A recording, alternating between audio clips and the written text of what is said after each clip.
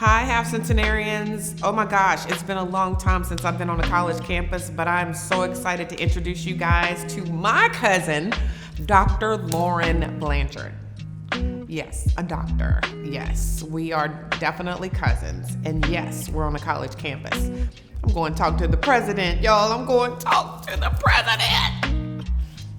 I'm going to talk to him. Well, welcome, Half Centenarians. You missed a whole lot, but we're going to catch you up. How about that? I am sitting here in wonderful Houston, Texas, at the campus of University of Houston downtown with Dr. Loren Blanchard. I'm so excited to be here with you. I am excited that you are here. Yes, we are going to have such a wonderful time chatting. But before we even launch into all of that, I would be remiss if I did not allow you to introduce yourself to everyone and give a little bit of background, foundational information, and then we will launch into our conversation. Well, first and foremost, I'm Loren Blanchard, and I have the unique opportunity to say that I am Marla's cousin. In addition to being her cousin, just a wonderful family member, as well as a true testament in my mind to what family actually means, and foundational to who I am today. With not only the connection with you, but our extended family. So I just want to say thank you for being here today. I'm just excited to be here with you. So Loren Blanchard, from Lake Charles, Louisiana, where we've got plenty roots there. But what I think more about Lake Charles than anything else is that not only the family foundation, but the real emphasis on education that was perhaps in our minds subtle at that time, meaning that we knew that our family members knew the power of education. Right. And for many of our family members, as you well know, it's certainly your immediate family and mine as well, where many were teachers and many were principals, but still didn't really understand that in many instances, they embraced it as the means for not only our family, but for the greater African American, and I would even say the greater underserved community, to use that as a pathway to advancement. Not only in terms of looking at it from the professional sense of becoming a teacher or a principal or an educator in general, but more so in terms of using it as a springboard to make sure that for our parents in particular, that our life experiences would be different than their life experiences. Absolutely. And today, we probably call that social mobility, to climb the ladder and get to the next socioeconomic status. But that's not what our parents were thinking about at that time. They really just wanted to genuinely ensure that they would give everything that they had, certainly as my mother and father did, who both had not had the benefit of a college education, but saw the power of it in other people that surrounded them. And they didn't want their children to be remiss and not have that same kind of opportunity. So when you talk about your favorite quote, and I wanted to ask you, why did you choose that one from Alice Walker? You can tell us a little bit about what you said is like one of the mantras. It may not be your only, but from one of the novels by Alice Walker. Tell us a little bit about that. So, everything is so interconnected. And the older I get, the grayer I get, but also the older I get, the more I really see myself and in connection with others, I see it more universally.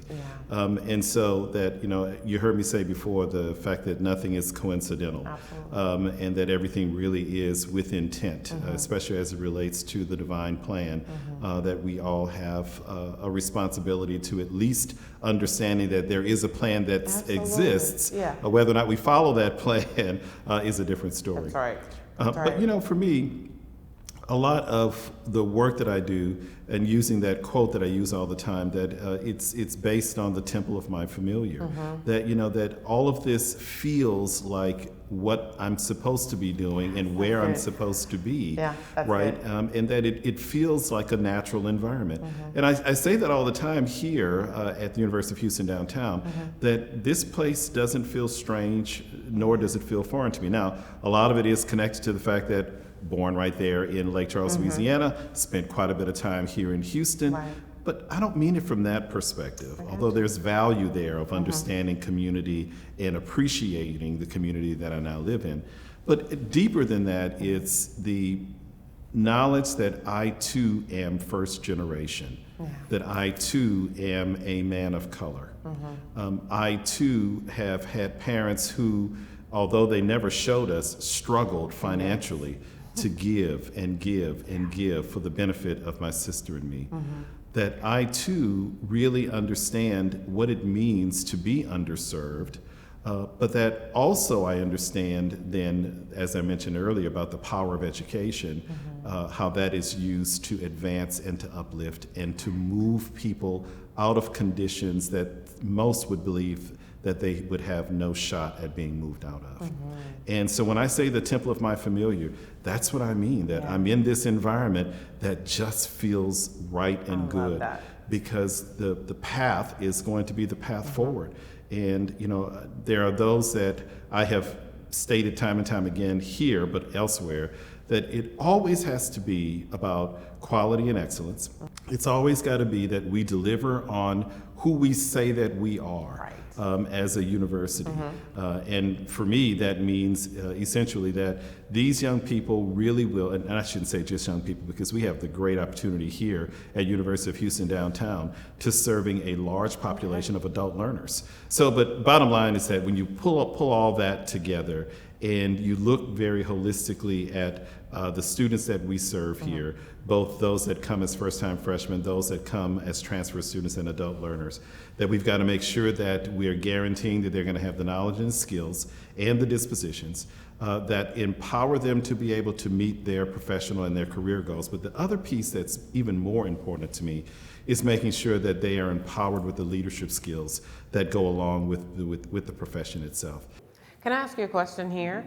So knowing a little bit about your background, so when you say you have the ability, or you want the student population that's here to leave here, not only with the skill set, but the ability to lead, this kind of leads me into my second primary question is, so it is, what is your purpose? You know, that's one of those things, you know, those tag questions, and I don't want it to be so cliche, but what is your purpose in doing that? But then my second part to that question, this is the first time I've done this, y'all, so stay with me. How does that happen? Where did you get that support yourself? And are you mimicking some of that? Because someone had to show you that just because you have the education does not mean you have the ability to impart that knowledge, nor does it mean you have the ability to lead. So how does all of that, what's your plan? Like, where did that come from? You know, to kind of talk through your purpose in that mission as well. My father's favorite statement, and it's very simple, and it's biblical, and that he believed wholeheartedly in the values that my sister and I gained through this statement is, he says we're here to do two things only, to love and to serve. That's it. But you know, the love part, you know, really I think ties into the caring paradigm, right? Because, you know, I learned certainly what love meant because I was such a beneficiary of the love of my parents and my family, and even the extended family. But that the caring element is what I really learned. And that, you know, when you care deeply enough about a person or a matter, then you learn that you have to pour yourself into it to really understand it in order to be able to, especially if it's a situation that you find that change is needed, in order to transform it, that you really have to understand it and embrace it and understand why that it's in the need of care. So I can, because here's the thing about that. When you said earlier, and I'm glad I kind of put that in the parking lot until now, was it just feels right. What about now in this space is you living your best life, the best part of your purpose right now? Just talk to us about, you know, any part of that, but it's really taken everything that you've just said and now where you are in this space and time. How are you living your best life now? Largely through the lens of others, and some that's directed toward me as well, and I'll talk about that in just a minute. But you know, there's so much value, there's so much merit to watching others thrive and flourish because of opportunities that you're creating for them. And when I tell you that that is what motivates me, compels me, drives me every single day, and has been for the past 30 years, because I know that what we do in higher education is designed to transform people's lives in such a way where they then become the torchbearers for change in their respective communities. That's it. But you're proving that because you're going from place to place in higher ed, making a difference. And so I want you, before we even close this out, because there's so many people who are half centenarians and they would like to go back to school, or they would like to have a shot at finishing their degree. You know what I'm saying? Absolutely. So there's so many people.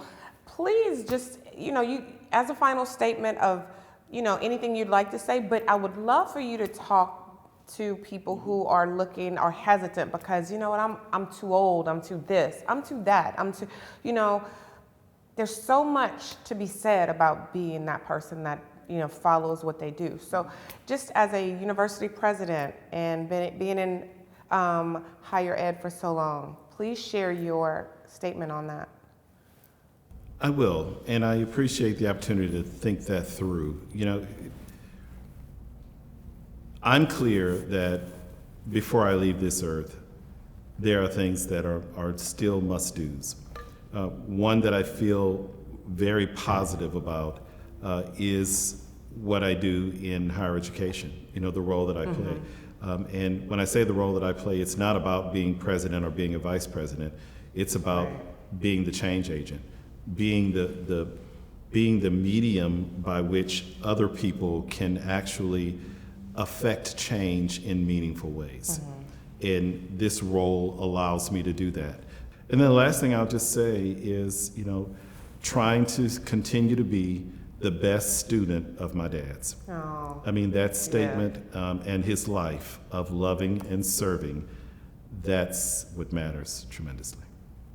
And I can say that I've been around your family. I know that that's so true. The love and service part, I think everyone in our family, we grew up in the Catholic Church, and we saw the service, and we saw our parents fighting for us to have a great education.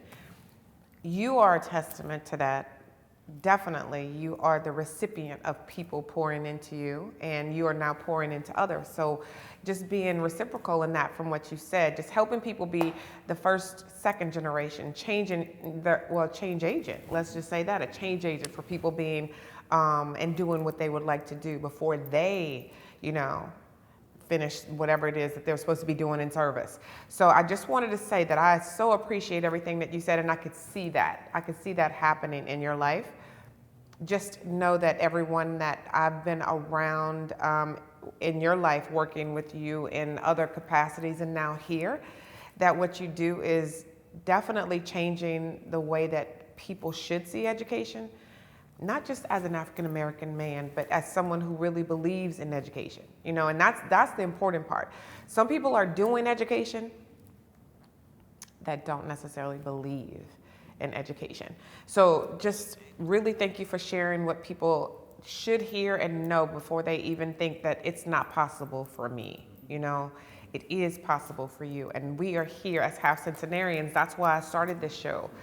50 doesn't end your life. It can sometimes start your life. It's never too late. Absolutely. Right. And fresh starts, right? Yes. I'll say this as the last thing. I know I keep adding on. No, go for it. And what you just said was very powerful as an ending. On top of that, here I am, but adding more now. I think about people who didn't have a choice but to change. Right. Mm-hmm. So Hurricane Katrina did that for a lot of people. Hurricane Harvey did that for a lot of people.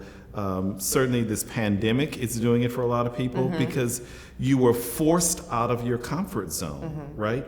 And so many people who had passions, who thought that they would like to start a restaurant or thought that they would like to start some kind of clothes cleaning business, or that it was just only a fleeting thought because they were in a comfort space. And though while there was a passion, there was a drive, there was a tug of the heart that often was there to say, absolutely, there's more. Yeah, there's for more. It. Yes. but they were afraid Yeah. to pursue them more, and to see now many of these individuals who had no choice in their minds but to latch on to what that change actually was, and to see now that they're in totally different positions, not only in terms of their profession, but more importantly, how they are different personally, because they followed their passion. And I was just going back to this statement just to make sure I had it right. They did not follow that, and now they could have possibly missed their temple of their familiar. And that just takes us back full circle, because there is an unction for a reason. So follow those things. And life does not, and this is always my ending, is it sometimes starts when you just get to be to a place. 50 just gave me a whole different view. Like, okay, I'm not too far off. I'm not too far gone. Let's do something different. And so that's what this is about. Go out and try. He's telling you the same thing. Go out. There's so many more fresh starts that you can have. Follow your unctions, and you'll find yourself in a different place and space. And who knows, that might be, your temple of your familiar. Okay? Thank you so much for allowing us to come to the beautiful campus of University of Houston downtown. My cousin, I love you. I love you. So blessed to have you. Likewise. We have so many talented people in our family, and so many talented people in the Half Centenarian realm. Can't wait to meet you guys. Please, please, please follow your dreams, follow your unctions, follow your gifts that are taking you different places. Thank you for tuning in. We look forward to seeing you here on YouTube, Instagram, Facebook. Follow us, watch us. Yes, and thank you so much. Be careful. We'll see you soon. Hi guys, I hope you loved and enjoyed and liked and shared that video. So many great people that we've had the opportunity to meet. Houston, Texas, man, y'all know it's hot here. It's hot, but so are the people that we're showing you. So please like us and subscribe on YouTube. And don't forget, three names of people, it could be you, that have inspired you and motivated you, doing their best thing, living their best lives as a half centenarian. Thank you so much for following us on this journey. I look forward to seeing you soon. Take care, be careful, and I will see you guys soon.